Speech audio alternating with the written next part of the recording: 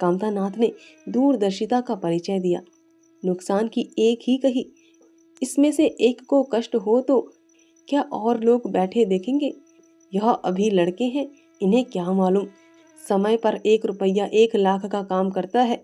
कौन जानता है कल इन्हें विलायत जाकर पढ़ने के लिए सरकारी वजीफा मिल जाए या सिविल सर्विस में आ जाए। उस वक्त सफर की तैयारियों में 4-5 हजार लग जाएंगे, तब किसके सामने हाथ फैलाते फिरोगे? मैं यह नहीं चाहता कि दहेज के पीछे इसकी जिंदगी नष्ट हो। इस तर्क से सीतानाथ को भी तोड़ लिया। सकुचाता हुआ बोला, हाँ, यदि ऐसा हुआ तो बेशक मुझे रुपयों की जरूरत होगी। क्या ऐसा होना असंभव है? असंभव तो मैं नहीं समझता, लेकिन कठिन अवश्य है। वजीफे उन्हें मिलते हैं जिनके पास सिफारिशें होती हैं। मुझे कौन पूछता है?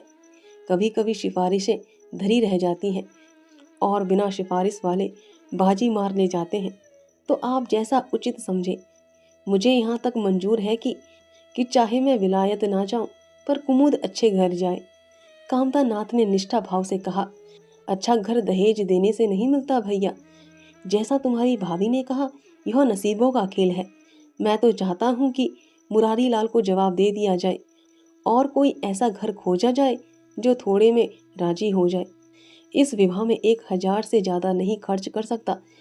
पंडित दीनदयाल कैसे हैं? उमा ने प्रसन्न होकर कहा, बहुत अच्छे, MA BA ना सही, यजमानों से अच्छी आमदनी है। दयानाथ ने आपत्ति की, अम्मा से भी पूछ तो लेना चाहिए। कामतानाथ को इसकी कोई जरूरत ना मालूम हुई। बोले, उनकी तो जैसे बुद्धि भ्रष्ट हो गई है।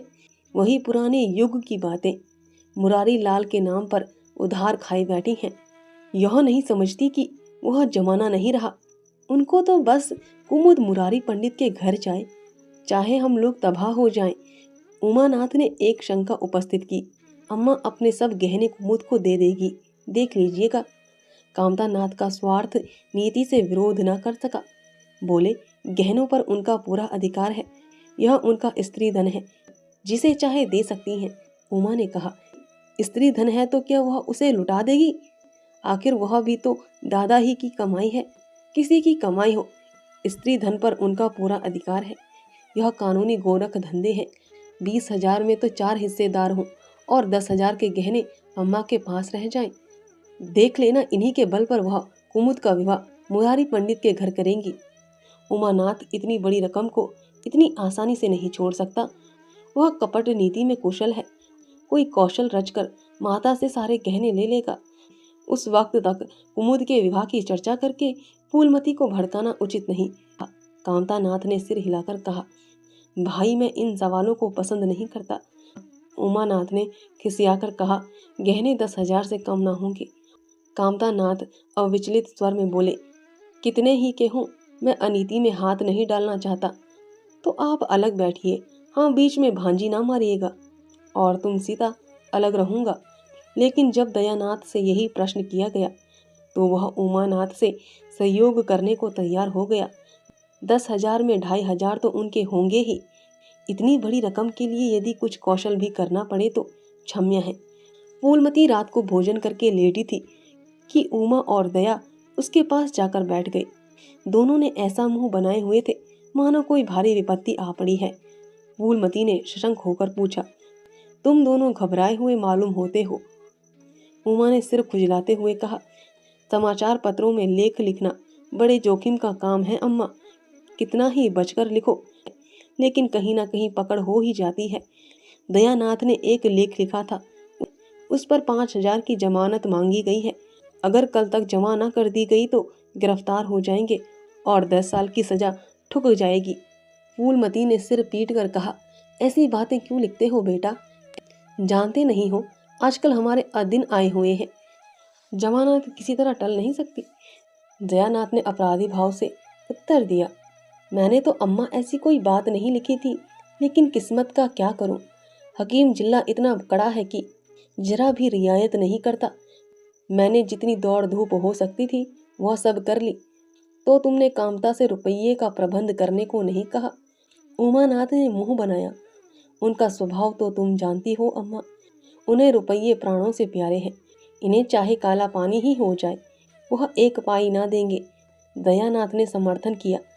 मैंने तो उनसे इसका जिक्र ही नहीं किया। फूलमती ने चरपाई से उठते हुए कहा, चलो मैं कहती हूँ, देगा कैसे नहीं।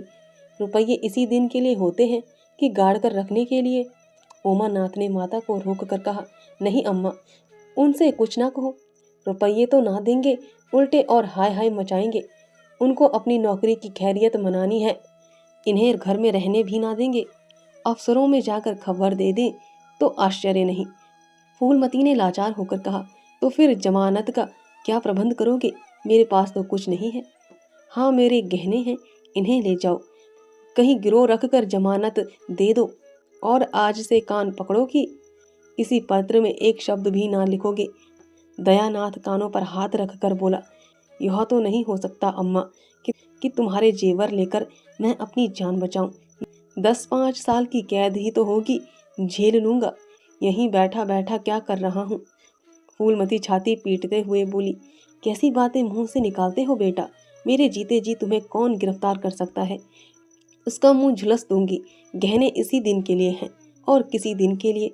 जब तुम ही ना रहोगे तो गहने लेकर क्या आग में झोंकूंगी। उसने पिटारी लाकर उसके सामने रख दी। दया ने उमा की ओर जैसे फरियाद की आंखों से देखा और बोला, आपकी क्या राय है भाई साहब? इसी बारे में कहता था, अम्मा को बताने की जरूरत नहीं, जेल ही तो हो जाती या और कुछ। उमा ने जैसे सिफारिश करते हुए कहा, यह कैसे हो सकता था कि इतनी बड़ी वारदात हो जाती और अम्मा को खबर ना होती। मुझसे यह नहीं हो सकता था कि सुनकर पेट में डाल देता। मगर अब क्या करना चाहिए, यह मैं खुद निर्णय नहीं कर सकता। ना तो यही अच्छा लगता है कि तुम जेल जाओ, ना यही अच्छा लगता है कि अम्मा के गहने गिरोह रखे जाए। फूलमती ने व्यथित कंठ से पूछा, क्या तुम समझते हो मुझे गहने तुमसे ज्यादा प्यारे हैं? मैं तो प्राण तक तुम्हारे ऊपर न्योछावर कर दूं। गहनों की विसात ही क्या है। दया ने दृढ़ता से कहा, अम्मा तुम्हारे गहने तो ना लूंगा, चाहे मुझ पर कुछ ही क्यों ना आ पड़े। जब आज तक तुम्हारी सेवा ना कर सका तो किस मुंह से तुम्हारे गहने उठा ले जाऊं। मुझ जैसे कपूत को तुम्हारी कोख से जन्म ही ना लेना चाहिए था, सदा तुम्हें कष्ट ही देता रहा। फूलमती ने भी उतनी ही दृढ़ता से कहा, अगर यूं न लोगे तो मैं खुद जाकर इन्हें गिरोह रख दूंगी और खुद हकीम जिला के पास जाकर जमानत जमा कर आऊंगी। अगर इच्छा हो तो यह परीक्षा भी ले लो। आंखें बंद हो जाने के बाद क्या होगा भगवान जाने, लेकिन जब तक जीती हूँ तुम्हारी ओर कोई तिरछी आंखों से देख नहीं सकता।